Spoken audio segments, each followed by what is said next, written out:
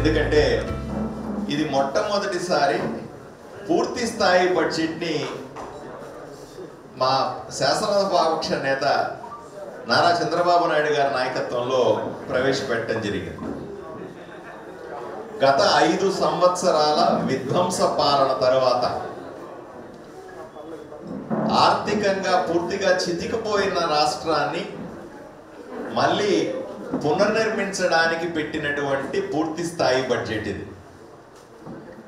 దీన్ని దిద్దుబాటు బడ్జెట్గా అని కూడా చెప్పచ్చు. గతంలో మీరు చూశారు, బడ్జెట్లో చెప్పేది ఒకటి, ఖర్చు పెట్టేది ఒకటి, కేటాయింపులు ఒకటి, ఖర్చు ఇంకొక చోట. చెప్పింది చేసేవాళ్ళు కాదు, ఏదైతే చేస్తున్నారో అది మనకు చెప్పేవాళ్ళు కూడా కాదు.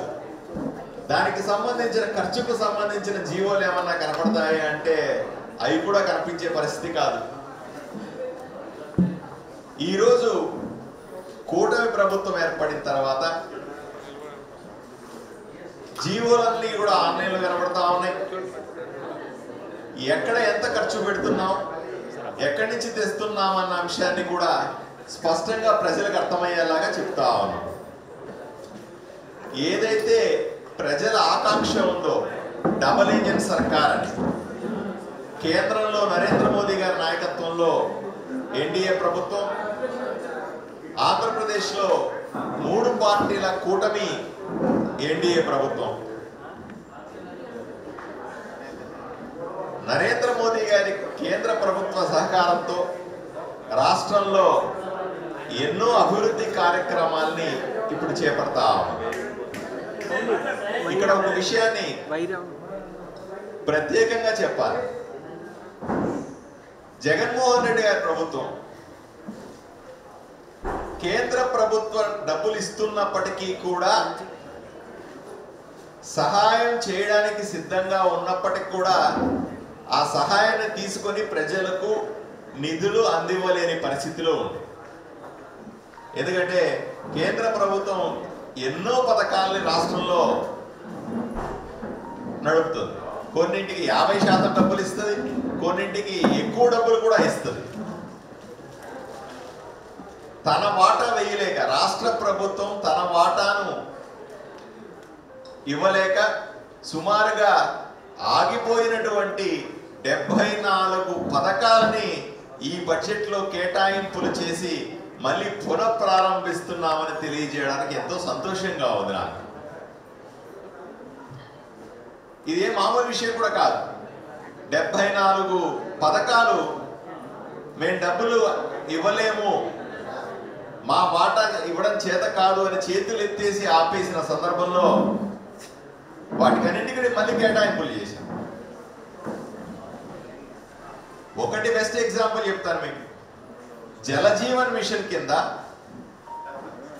గత వైఎస్ఆర్సీపీ ప్రభుత్వానికి కేంద్ర ప్రభుత్వం నరేంద్ర మోదీ గారి నాయకత్వంలో 12,500 కోట్ల రూపాయల కేటాయించి ఖర్చు పెట్టమంటే దేనికి ఖర్చు పెడతారు? దీన్ని గ్రామీణ ప్రాంతంలో ప్రతి ఇంటికి కూడా కుళాయి ఇచ్చి మంచినీళ్ళు ఇవ్వండి అనే పథకం ఇది. 12,500 కోట్ల రూపాయలు ఖర్చు పెట్టమని డబ్బులు పంపిస్తే తన వాటా కలపలేకుండా కేవలం 2,500 కోట్లు మాత్రమే ఖర్చు పెట్టి మిగతాదంతా కూడా వృధాయి వెనక్కి వెళ్లాల్సిన పరిస్థితి రాష్ట్రంలో ఉంది. కూటమి ప్రభుత్వం ఏర్పడిన తర్వాత గౌరవ ఉప ముఖ్యమంత్రి పవన్ కళ్యాణ్ గారి నాయకత్వంలో నరేంద్ర మోదీ గారిని కలిసి ఈ పథకంలో మిగిలిన డబ్బులు కూడా మాకు వాడుకునే అవకాశం ఇవ్వండి అంటే ఈ జలజీవన్ మిషన్ పథకాన్ని మరొక 3 సంవత్సరాలు పొడిగిస్తూ కేంద్ర ప్రభుత్వం అనుమతులు ఇవ్వడం, దానికి రాష్ట్ర ప్రభుత్వం ఈరోజు బడ్జెట్లో కేటాయింపులు చేయడం, ఇవన్నీ కూడా ఎంతో ఆహ్వానించదగ్గ పరిణామాలు. ఇవన్నీ కూడా వైఎస్ఆర్సీపీ నాయకులు చెప్తా ఉన్నారు, మీరు అది చేయలేదు, ఇది చేయలేదు, దానికి డబ్బులు పెట్టలేదు, దీనికి డబ్బులు పెట్టలేదు. ఏమయ్యా మీరు అన్యాయంగా మాట్లాడుతూ ఉన్నారు? ఇప్పటికే పెన్షన్లు చేశాం, ఇప్పటికే మేము అన్నా క్యాంటీన్లు పెట్టాం, ఇప్పటికే దీపం పథకం కింద 93 లక్షల మందికి ఉచితంగా గ్యాస్ ఇచ్చే పని మొదలుపెట్టాం. ఈ బడ్జెట్ కేటాయింపులో స్పష్టంగా తల్లికి వందనం పథకాన్ని, అంటే జగన్మోహన్ రెడ్డి ప్రభుత్వంలో ఉండే అమ్మ ఒడిని ఇప్పుడు మనం తల్లికి వందనం అంటున్నాం. తల్లికి వందనాన్ని వైఎస్ఆర్సీపీ నాయకులను గుర్తుపెట్టుకోవాలి. మీరు మోసం చేశారు కదా, అందరికీ ఇస్తామని చెప్పి చివరికి ఇంట్లో ఒకరికే ఇచ్చి ఒక బిడ్డకే ఇస్తామని చెప్పి జనాల్ని మోసం చేశారు. అలా కాకుండా మేము ఎన్నికల్లో చెప్పిన విధంగా ఎంతమంది చదువుకునే బిడ్డలు ఉంటే అందరికీ వర్తింపజేస్తాం తల్లికి వందనాన్ని, అమ్మ ఒడిని.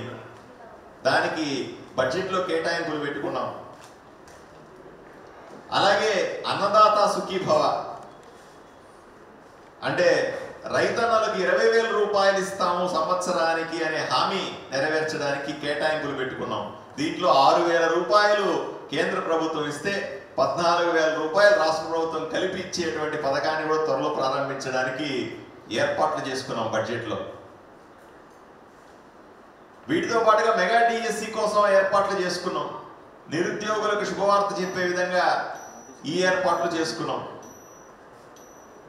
అలాగే మత్స్యకారుల కోసం క్రాప్ హాలిడే ఉన్నప్పుడు వేటకు వెళ్ళలేని పరిస్థితుల్లో 10,000 రూపాయల నుంచి 20,000 రూపాయలు చేస్తాము అన్న మాట నిలబెట్టుకు దానికి కేటాయింపులు చేసుకున్నాం.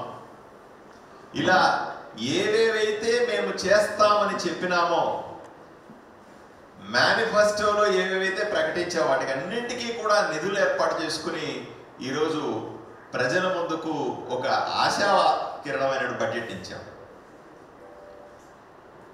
వైఎస్ఆర్సీపీ నాయకులు అన్నారు ఏదో అంకెల గారడీ చేశారు, ఇవన్నీ తిప్పి తిప్పి రాశారు అంకెలన్నీ కూడా అని చెప్తారు. అయ్యా, మీకు బడ్జెట్ అంటే అంకెలు తిప్పి తిప్పి రాయడం, మీకు బడ్జెట్ అంటే అంకెల గారడి. కానీ కూటమి ప్రభుత్వానికి, ప్రజలకి బడ్జెట్ అంటే ఒక ఆశ, బడ్జెట్ అంటే భవిష్యత్తు, బడ్జెట్ అంటే మేము ప్రాణంగా నమ్మేటువంటి పథకాలను అమలు చేయడం బడ్జెట్ అనుకుంటాం. మేము అన్నింటికీ కూడా ఏవేవైతే చెప్పామో వాటన్నింటికి కూడా కేటాయింపులు చేసుకోవడం. అరాకొరా మిగిలినటువంటి పథకాలు ఏమన్నా ఉంటే వచ్చే సంవత్సరం కూడా పూర్తి చేస్తామనే ఆలోచనని స్పష్టంగా చెప్తాం. ఇంకొక కీలకమైన రంగాలన్నింటినీ కూడా, ప్రాథమిక వైద్య రంగమైనా సరే, అలాగే పాఠశాల రంగానికైనా, ఉన్నత విద్య కోసమైనా సరే, రోడ్లు భవనాలకు సంబంధించి రోడ్లు వేయడానికైనా సరే, గ్రామీణాభివృద్ధి అయినా సరే, వీటికన్నింటిలో చూడండి మీరు కేటాయింపులు బాగా చేశాం. చాలా మందికి వచ్చే అనుమానం ఏంది, ఓయమ్మ ఇన్ని కోట్ల కేటాయింపులు చేస్తా ఉంటే విపరీతంగా ప్రజల మీద పనులు వేస్తారేమో, లేకపోతే మీకు డబ్బులు ఎక్కడి నుంచి వస్తాయి అని అడుగుతూ ఉంటారు. ఈరోజు బడ్జెట్ మొత్తం చూసినా మీరు ప్రజల మీద ₹1 పన్ను అదనంగా వేయకుండా ఆదాయాన్ని సృష్టించే మార్గాల మీద దృష్టి పెట్టాం. ఇది అన్నిటికంటే కీలకమైంది. మీరు చెత్త పనులు వేశారు, బుట్ట పనులు వేశారు, రకరకాల పనులు వేసి ప్రజలు సతాయించినారు. మేము అలా చేయాలనుకోవట్లే. ప్రజలకు అదనంగా భారం పడకుండా, ప్రజలకు అదనంగా రూపాయి పన్ను వేయకుండా కూడా మేము అభివృద్ధి బాట పట్టగలము, ఈ పథకాలన్నీ చేయగలము, రాష్ట్రాన్ని అభివృద్ధి చేయగలము అనే బలమైన సంకల్పంతో ఈరోజు ప్రజల ముందుకు వచ్చినాం. ఒక చిన్న ఎగ్జాంపుల్ చెప్తాను మీకు. గతంలో వైఎస్ఆర్సీపీ పార్టీ అధికారంలో ఉన్నప్పుడు రాష్ట్రంలో ఉన్న మున్సిపాలిటీల్లో ఆదాయం అంతా కూడా ఇంటి పన్ను, నీళ్ల పన్ను, ఆ పన్ను, ఈ పన్ను, చివరికి ఆ చెత్త పన్ను, అన్ని పన్నులు తీసుకొచ్చి సెంట్రల్ అకౌంట్లో పడేవి, విజయవాడలో డబ్బులు అకౌంట్లో పడేవి. మళ్ళీ అక్కడ అభివృద్ధి పనులు చేయాలంటే విజయవాడ నుంచి డబ్బులు వెనక్కి వెళ్ళి, అంటే నేను ఆదోని ఎమ్మెల్యేని, ఆదోని మున్సిపాలిటీలో రోడ్డు వేయాలా, కాలువలు వేయాలంటే విజయవాడకు వచ్చి పర్మిషన్ తీసుకొని విజయవాడ నుంచి కేటాయింపులు జరిగేవి. అది గత వైఎస్ఆర్సీపీ ప్రభుత్వంలో చేసిన ఘనత. ఈరోజు మీరు బడ్జెట్ చూడండి, స్పష్టంగా ఆ నిధులన్నింటినీ కూడా డీసెంట్రలైజ్ చేసి ఏ మున్సిపాలిటీలో ఆదాయం ఆ మున్సిపాలిటీకే, ఎక్కడ డబ్బులు అక్కడే ఖర్చు పెట్టాలన్న పద్ధతిలో మనం డీసెంట్రలైజ్ చేసి ఈరోజు ఉత్తర్వులు ఇచ్చాం.